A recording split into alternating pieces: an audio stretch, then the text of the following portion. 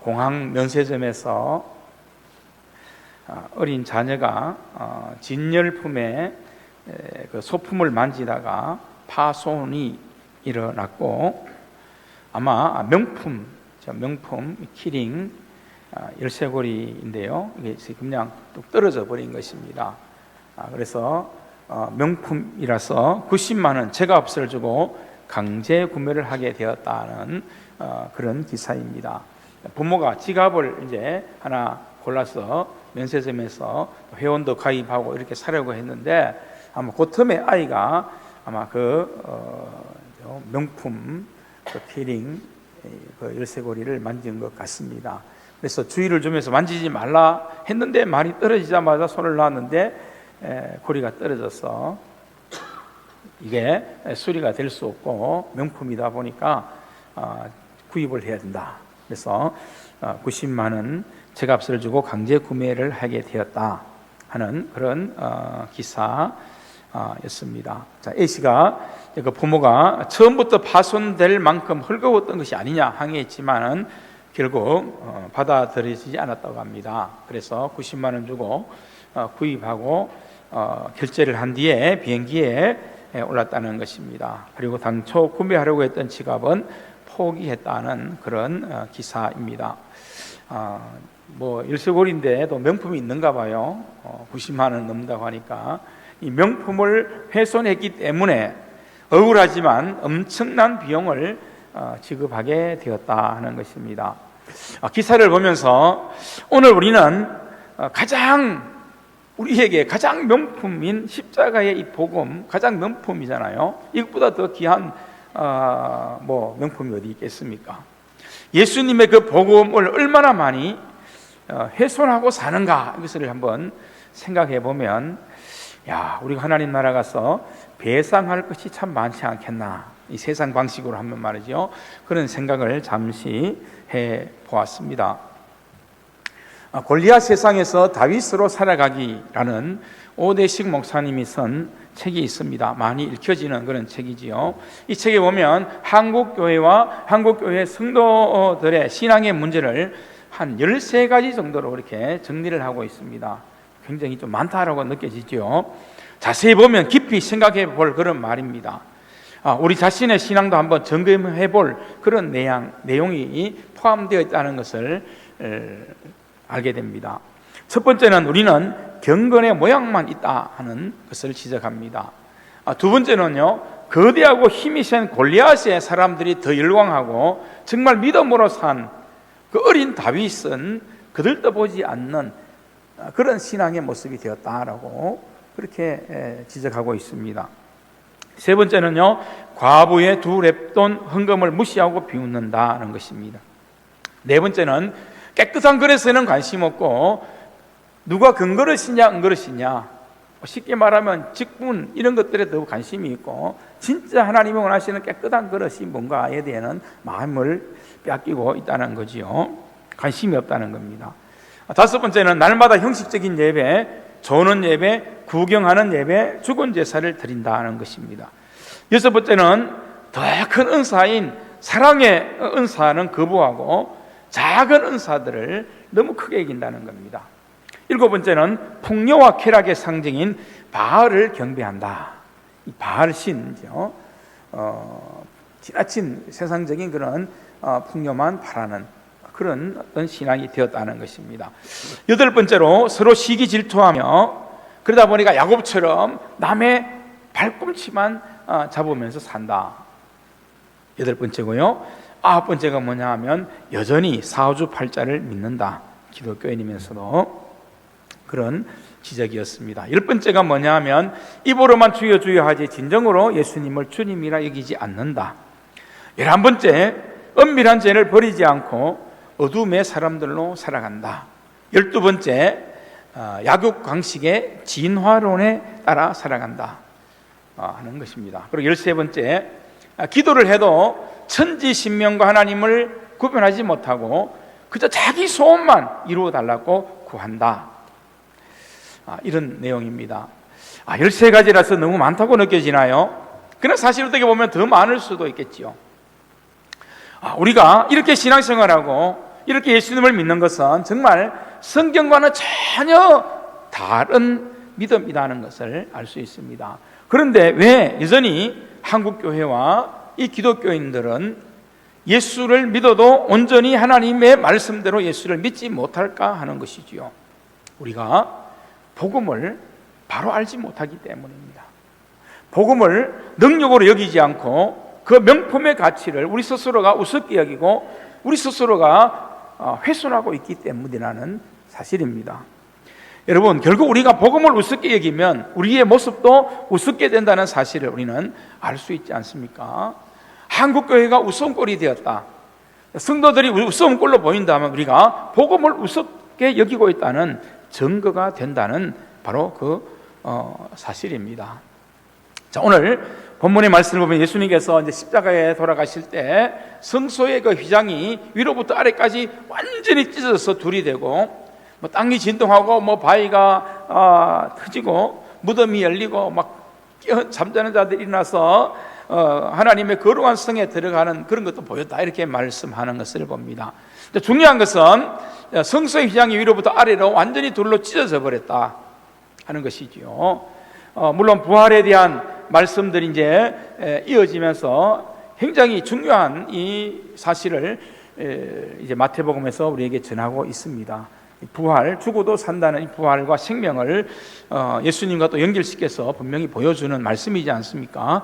그랬더니 거기에 있던 백부장과 함께 예수님을 지키던 사람들이 이것을 보고 두려워하면서 이는 진실로 하나님의 아들이다라고 그렇게 고백했다, 그렇게 말씀합니다. 자, 지성소의 휘장이 완전히 찢어졌다고 했지요. 구약 성경을 보면 이 지성소는 하나님을 만나는 그런 장소였습니다. 대제사장이 매일 들어가는 것도 아니고 1년에 딱 한 번씩 들어가서 모든 백성들의 죄를 완전하게 해결하는 장소가 바로 이 지성소입니다. 그리고 하나님의 임재를 통해 거룩한 영적인 교제로 나아가던 장소가 바로 이 지성소라는 것입니다.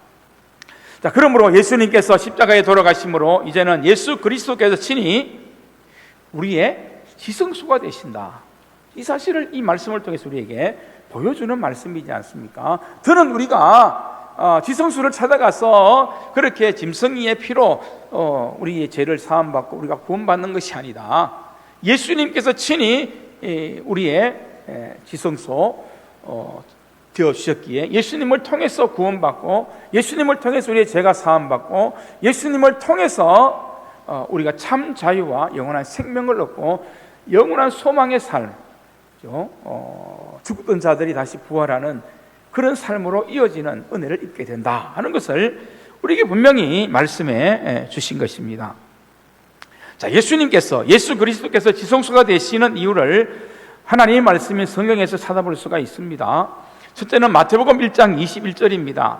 아들을 낳으리니 이름을 예수라 하라. 이는 그가 자기 백성을 그들의 죄에서 구원할 자이심이라고 했습니다. 자, 마리아의 남편 요셉에게 천사가 나타나 아이의 이름을 예수라 하라 그렇게 명령하셨지요. 그는 자기 백성을 구원할 자이기 때문이었습니다. 여러분, 예수님께서는 죄에서 인간을 구원하는 구세주이지요. 구세주라는 말을 세상 사람들이 좋지 않게 너무 많이 사용해서 이 구세주라는 단어가 좀 우습게 들리긴 하지만 다 가짜지 않습니까? 예수님이 진짜 구세주라는 것입니다. 여러분, 인류 역사상 수많은 사람 가운데 내가 너희 죄로 인하여 죽는다고 말씀하신 분은 예수님 한 분밖에 없습니다. 사랑, 의리, 우정 때문이 아닌 죄 때문에 죽는다고 말한 사람은 없었다는 사실이지요. 숫가문이나 공자는 다른 사람의 죄 때문에 죽지 않았습니다. 그들은 다른 사람의 죄로 인해 죽고자 이 땅에 온 것이 아니기 때문이지요. 그래서 여러분, 예수 그리스도는 복음이고, 그래서 우리를 살리는, 우리의 죄를 씻고 영원한 생명을 주는 지성소라는 것입니다. 둘째는요, 요한복음 11장 25절에서 26절 말씀입니다. 나는 부활이요 생명이니 나를 믿는 자는 죽어도 살겠고 무릇 살아서 나를 믿는 자는 영원히 죽지 아니하느니 내가 이것을 믿느냐 했습니다.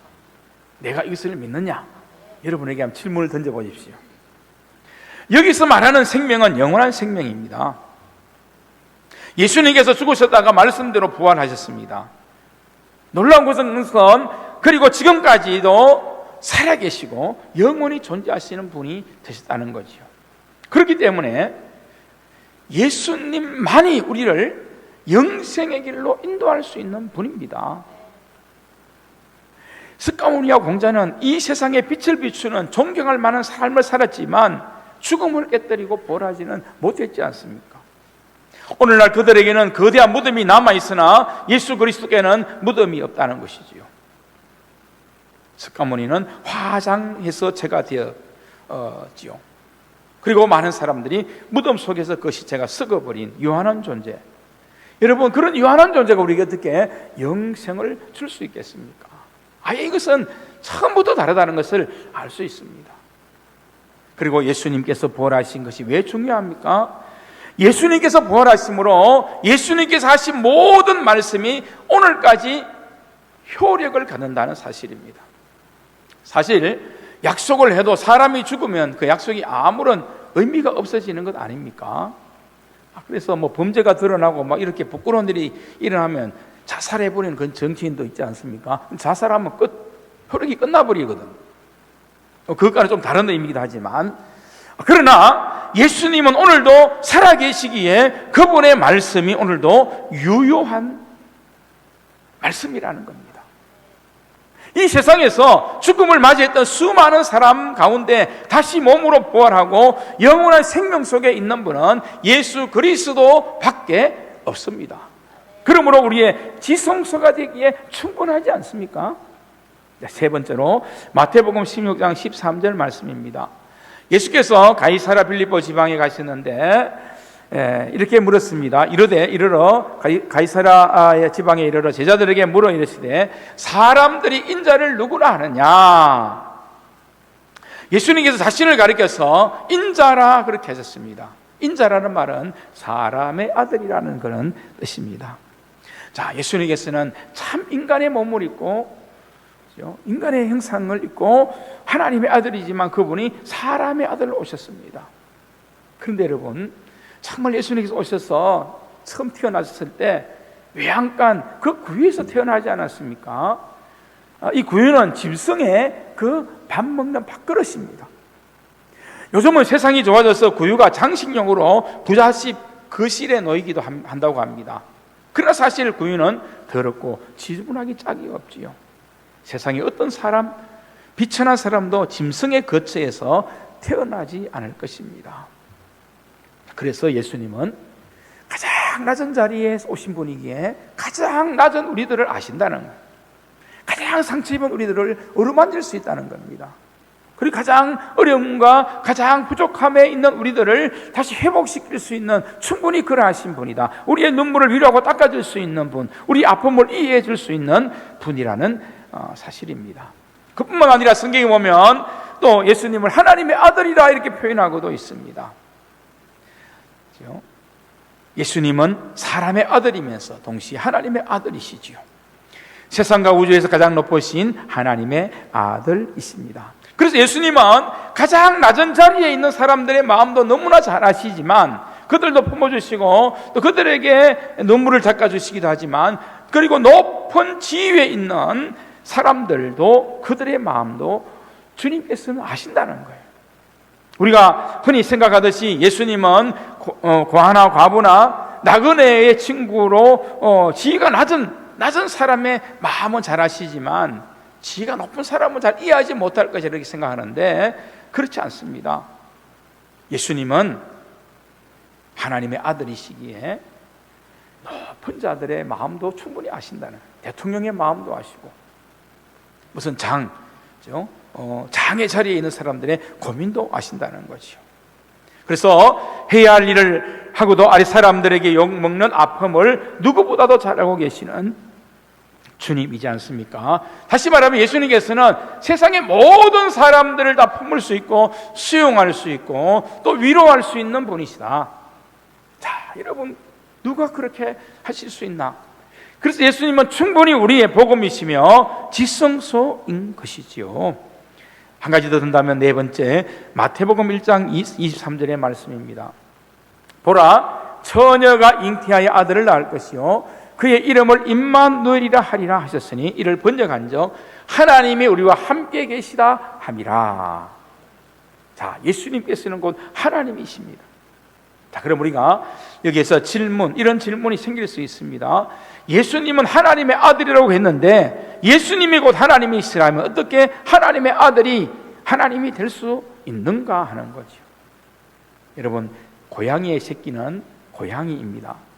소의 새끼는 소입니다. 사람의 자녀는 사람입니다. 마찬가지로 예수님께서는 하나님의 아들이시기 때문에 하나님이십니다. 특히 예수님의 속성이 하나님과 동등했던 그 삼위일체 하나님이시라는 것을 분명히 알 수 있는 거죠. 여러분, 그러면 왜 예수님께서 하나님이신 것이 참 중요한 것입니까? 여러분, 예수님께서는 내 속마음과 모든 아픔을 이해하시는 참 인간이십니다. 그리고 동시에 참 하나님이시기 때문에 내 모든 삶의 문제를 도우실 수 있습니다. 그리고 이 도우심은 일시적인 것이 아니라 영원한 도우심입니다. 그래서 여러분이 인간으로 와서 인간으로 살다 간 습가문이나 공자나 마음에선 우리의 구세주가 될 수 없다는 것입니다. 우리의 구세주는 오직 예수 그리스도 한 분밖에 없습니다. 그래서 여러분 한번 따라서 하십시다. 예수님만이 복음입니다. 다른 복음은 없습니다. 다른 구원도 없습니다. 다른 은혜도 없습니다. 할렐루야. 이것이 우리의 고백이지요. 오늘 마태복음의 말씀처럼 예수님의 복음 되심이 이제 우리의 지성소가 이제 되는 것입니다. 구약에는 지성소를 통해서 1년에 한 번씩 대제사장이 하나님께 나가고 죄를 사함받고 임재를 경험하고 또 그를 통해서 참 생명과 자유를 얻는 기쁨을 누렸다면 이제는 우리는 예수님 그 참된 지성소 되신 그분을 통하여서 하나님께 나아가지 않습니까? 그리고 우리는 그 예수님을 통해서 우리의 모든 죄, 수온 같은 죄를 할지라도 흰눈같이 되는 은혜를 예수님을 통해서 우리는 깨끗함을 얻을 수 있는 죄사함의 자유를 누릴 수 있는 은혜가 우리에게 임하여지지 않습니까? 그리고 우리는 예수님을 통해서 하나님의 임재를 경험할 수 있고 성령님을 통해서 더 기쁜 하나님의 임재를 경험할 수 있습니다. 우리가 하나님께 나와서 예배를 드릴 때 또 여러분이 기도하고 하나님을 사모할 때 우리가 살아가는 모든 삶에서 여러분이 살아가는 모든 삶에서 하나님의 임재하심이 날마다 경험되어지기를 주님의 이름으로 축복합니다. 하나님은 살아계시고 지금도 우리와 함께 하시는 분이시고 또 예수님은 우리의 지성소가 되셔서 우리 안에 계시는 성전이 되게 하시는 분이시기 때문에 우리가 살아가는 삶에서 그 하나님의 임재, 예수 그리스도의 임재, 성령의 임재가 날마다 경험되는 것이 진정한 구원인 거예요. 구원은 바로 그것입니다. 내가 예수님 믿고 구원받았다고 하지만 그런 임재의 경험과 임재의 어떤 고백이 없다면 그것은 진실로 우리 안에 예수님께서 지성소가 되신 그분이 우리 안에 함께하지 않으신다는 그런 말이 되기도 하는 것입니다. 온전한 구원, 참된 구원은 예수 그리스도 그분이 우리의 지성소가 되시고 그래서 우리의 마음도 복음으로 이제 우리의 삶도 복음으로 예수님 때문에 지성소가 되는 그런 은혜를 누리며 사는 것이 이것이 여러분 구원이고 이것이 예수 믿음입니다. 이것이 완전한 구원을 말하는 은혜라는 것을 기억해야 됩니다. 우리의 구원은 그래서 완전합니다. 흠이 없습니다. 누구 때문에? 예수님 때문에. 예수님 때문에. 여러분 구약 성경을 보면 성막과 성전의 모습을 잘 보여주고 있지 않습니까? 그런데 여러분 예전에 성전이 지어지기 때문에 전에는 이동하면서 짓는 텐트, 성막으로 그렇게 하나님께 영광을 돌렸지요. 물론 성막에도 뭐 뜰이 있고 성소가 있고 지성소가 있고 다 구분이 되어 있지만 성전도 마찬가지지요. 그런데 이 성막이나 성전에는요, 이 지성소가 없으면 아무런 의미가 없습니다. 아무런 의미가 없습니다. 성전이 성전이 되고 성막이 성막이 되는 것은 지성소 때문이지요. 이 지성소가 없다면 성소도 의미가 없지요. 그리고 그 넓은 뜰은 운동장이 될 뿐이라는 것입니다. 바로 그 지성소 때문에 이 성전 전체가 거룩해지는 것이지요. 그러므로 이제 복음 대신 예수 그리스도 그 지성소에서 우리의 삶이 더욱 하나님을 온전하게 경험하게 된다. 이것이 성경에서 말하는 우리의 구원을 말하는 것입니다. 우리의 구원이 이렇게 실제적이고 구체적이라는 것을 분명히 아셔야 됩니다. 그리고 우리가 지성소에서 누렸던 그 죄사함의 기쁨을, 우리는 예수님을 통해서 이 재영수의 기쁨을 누리게 되는 것입니다. 지성소에 계시는 예수님을 통해서 저와 여러분의 모든 죄가 다 사하였다는 것을 믿고 확신하시기를 주님의 이름으로 축복합니다. 그래서 우리는 죄사함 받았다는 것을 고백하게 되는 거죠. 그뿐만 아니라 참 생명과 소망을 누리게 될 것입니다. 참 자유와 평안을 얻게 될 것입니다. 에베소서 4장 22절에서 24절의 말씀입니다. 너희는 유혹의 욕심을 따라 썩어져가는 구습을 따르는 옛사람을 벗어버리고 오직 너희 심령이 새롭게 되어 하나님을 따라 의와 진리의 거룩함으로 지으심을 받은 새 사람을 입으라. 이렇게 우리에게 명령합니다. 옛사람을 이제 벗어버리라. 과거에 죄에 묶여있고 죄의 종로를 하고 마귀에게 종로를 하던 이런 것들을 이제는 벗어 던져버려. 왜? 너희 심령이 예수님으로 말미암아 새롭게 되었다. 지성소인 예수님 우리 안에 함께 계시면 우리가 그런 지성소의 어떤 그런 삶을 누린다는 것이지 않습니까? 그래서 저와 여러분에게는 세상을 이길 그런 권세가 우리에게 있는 거예요. 하나님의 자녀의 권세가 바로 그런 권세이지 않습니까? 우리에게는 모든 죄를 이길 수 있는 권세가 우리 안에 예수님을 통해서 주어져 있는 것입니다.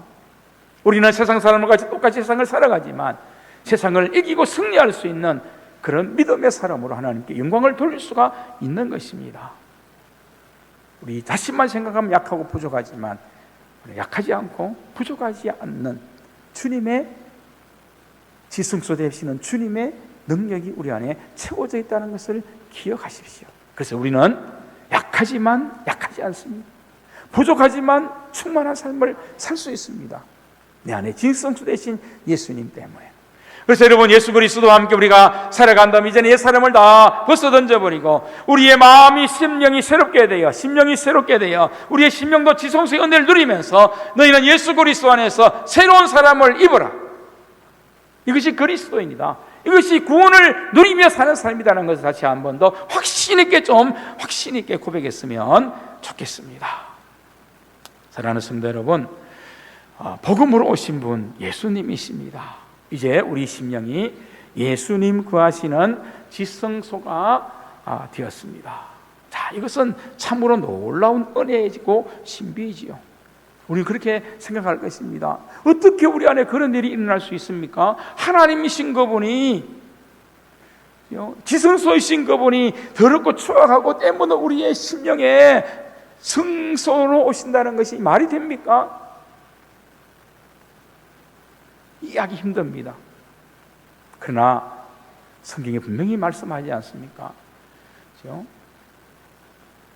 니고데모가, 유대인에 가는 니고데모가 예수님을 찾아왔을 때 거듭남에 대한 말씀을 하시면서 이것은 세상의 이치나 세상의 지혜로는 알 수 없는 것이다. 하늘의 신비이기 때문에 하나님께서 우리를 구원하시기 위해 지성소에서 예수님을 통해서 우리가 더욱 하나님께 온전히 나아가는 그 길을 열어놓으시기 위한 하늘의 계시, 하늘의 신비가 이 땅에 이루어진 사건이 예수님의 구원의 사건이기 때문에 우리의 지식으로, 우리의 인간적인 지혜로 알 수 없다는 거예요.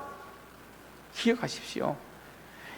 인간적으로 이걸 해석하려고 하고 어떻게 찾아보려고 하고 뭔가 발견하려고 노력하려고 그렇게 애쓰지 마십시오. 이것은 그게 아니고 이 신비한 예수님의 지성소 되심의 이 은혜는 우리의 믿음으로 받아들여야 되는 거예요. 믿습니다.